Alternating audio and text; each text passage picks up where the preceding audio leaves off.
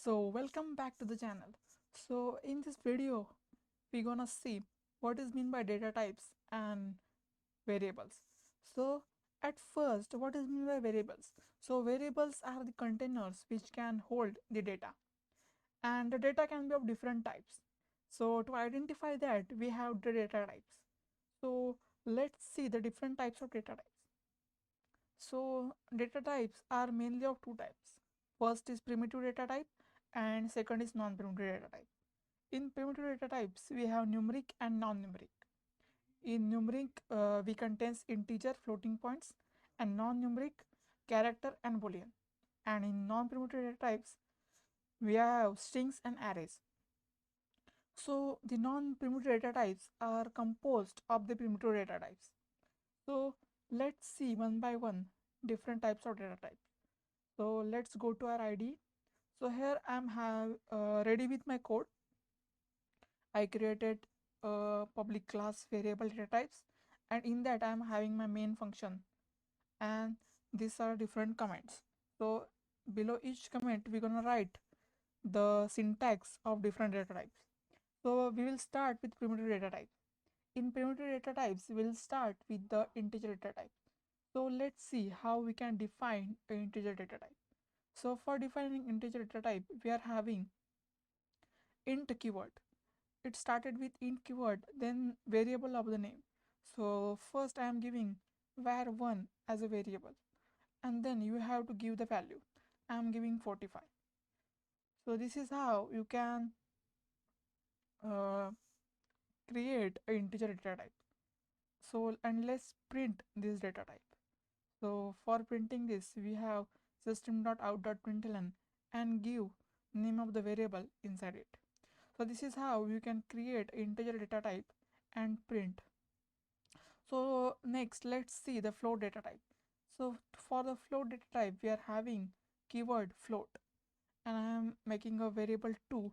And in float data type, you can store a floating point number, means 43.546. So this is how you can store the float variable. But before storing the float variable, you have to write f at the end of the number so that it can identify it is a floating point number.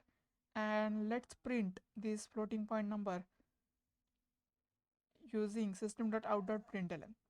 So this is how you can declare a floating data type and print it. So let's run boolean data type. So for boolean data type, we are having the keyword boolean. After that, variable name. Now I'm creating variable 3, and in that bracket, so to the boolean we have two values. First, we can give it as a true, and second, we can give it as a false. So here I am printing true. So this is how you can create a boolean variable and assign true value to it. So let's print this boolean variable var3. So let's see how we can create a character variable. To create a character variable, we are having char keyword. With the help of char keyword, we can create a char array.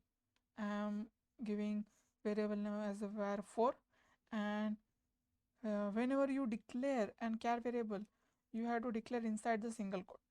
So here I am declaring variable b. So let's print this char variable var4. So in this way, you can create 4 primitive data types. First is int, second is float, third is boolean, and fourth is char. So let's see how we can print the non-primitive data types.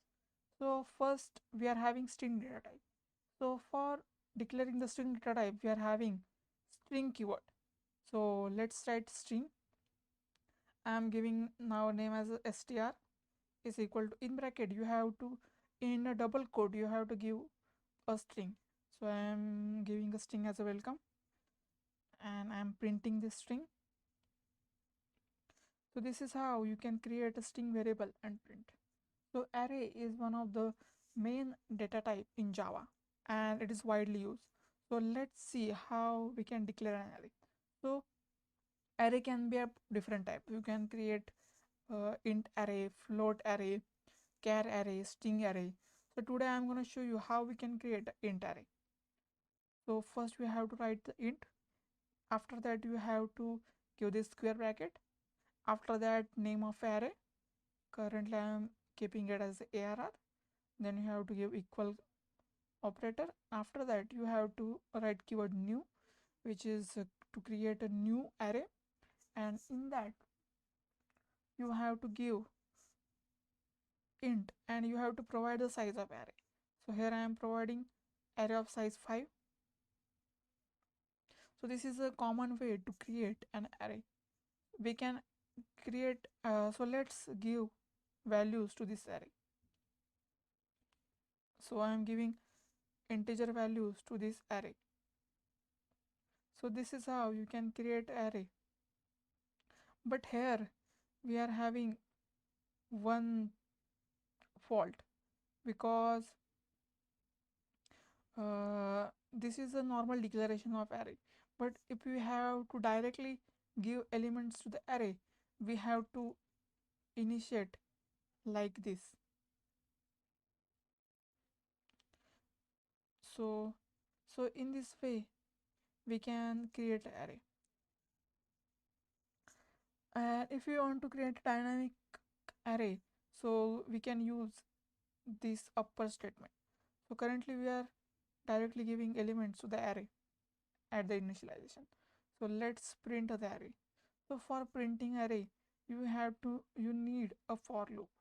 So you will understand this for loop later. I will explain how for loop works in the next videos. For now you just see how we can print elements of the array. So here I am giving s out.